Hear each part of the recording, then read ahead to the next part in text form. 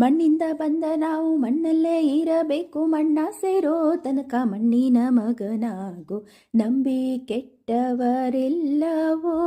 ಈ ಮಣ್ಣ ನೀ ಕೇಳೋ ಎಂಬುವ ಸುಮಧುರ ಗೀತೆಯನ್ನ ವಿಶ್ವ ಮಣ್ಣು ದಿನದ ದಿನದಂದು ನೆನೆಸಿಕೊಳ್ಳುತ್ತಾ, ಜಗತ್ತಿನ 95% ಆಹಾರ ಉತ್ಪಾದನೆ ಮಣ್ಣಿನಿಂದಲೇ ಆಗುತ್ತದೆ. ಸಸ್ಯಗಳಿಗೆ ಬೇಕಾಗುವ ನೈಸರ್ಗಿಕವಾಗಿ ಲಭ್ಯ ಇರುವ 18 ಆಹಾರ ಪೋಷಕಾಂಶಗಳಲ್ಲಿ 15 ಪೋಷಕಾಂಶ ಮಣ್ಣಿನಿಂದಲೇ ಒದಗುತ್ತದೆ. ಆರೋಗ್ಯಯುತ ಮಣ್ಣು, ಸತ್ವಯುತವಾದ ಮಣ್ಣು ಜಗತ್ತಿನ ಆಹಾರ ಭದ್ರತೆಗೆ ಬುನಾದಿ.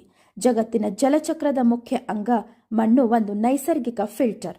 ಶುದ್ಧವಾದ ಅಂತರ್ಜಲಕ್ಕೆ ಬೇಕು ಮಣ್ಣು. ವಿಭಿನ್ನವಾಗಿ ಹಲವಾರು ಸೂಕ್ಷ್ಮ ಜೀವಿಗಳಿಗೆ ಆಧಾರ. ಸಾವಯವ ವಸ್ತುವನ್ನು ವಿಭಜಿಸಿ ಸಸ್ಯಗಳಿಗೆ ಬೇಕಾಗುವ ಪ್ರಮುಖ ಖನಿಜಾಂಶಗಳನ್ನು ಲಭ್ಯತೆ ಮಾಡುತ್ತದೆ. ಇದನ್ನು ಕಾರ್ಬನ್ ಸಿಂಕ್ ಎಂದಲೂ ಕರೆಯಬಹುದು. ಇಂಗಾಲವನ್ನು ಸಂಗ್ರಹಿಸುತ್ತದೆ, ತಾಪಮಾನವನ್ನು ನಿಯಂತ್ರಿಸುತ್ತದೆ, ಹಾಗೆಯೇ ಜೀವ ವೈವಿಧ್ಯವನ್ನು ಉಳಿಸಿಕೊಳ್ಳುತ್ತದೆ. ಇಂದು ನಗರಗಳಲ್ಲಿ ಮಣ್ಣಿನ ಮುಚ್ಚುವಿಕೆ ಅಥವಾ ಕಾಂಕ್ರೀಟ್ ಹಾಕುವಿಕೆಯಿಂದ ಮಾಲಿನ್ಯ ಮತ್ತು ನಗರಗಳ ವಿಸ್ತರಣೆಯು ಮಣ್ಣಿಗೆ ಅಪಾಯ ಒದಗಿ ಹಲವು ನೈಸರ್ಗಿಕ ವಿಕೋಪಗಳಿಗೆ ತುತ್ತಾಗುತ್ತಿದ್ದು, ಹಲವಾರು ಉದಾಹರಣೆಗಳನ್ನು ಕಂಡಿದ್ದೇವೆ, ಕಾಣ್ತಾ ಇದ್ದೇವೆ. ಇದಕ್ಕಾಗಿ ಸೀಲಿಂಗ್ ತೆಗೆದುಹಾಕುವಿಕೆ, ಹಸಿರು ಛಾವಣಿಗಳು, ನಗರ ಸಸ್ಯವರ್ಗ ಮತ್ತು ಕೃಷಿ ಗೊಬ್ಬರ ತಯಾರಿಕೆ ಹಾಗೂ ಸುಸ್ಥಿರ ನಗರ ಯೋಜನೆಗಳನ್ನು ಅಳವಡಿಸುವುದು ಅತ್ಯಂತ ಅವಶ್ಯಕವಾಗಿದೆ.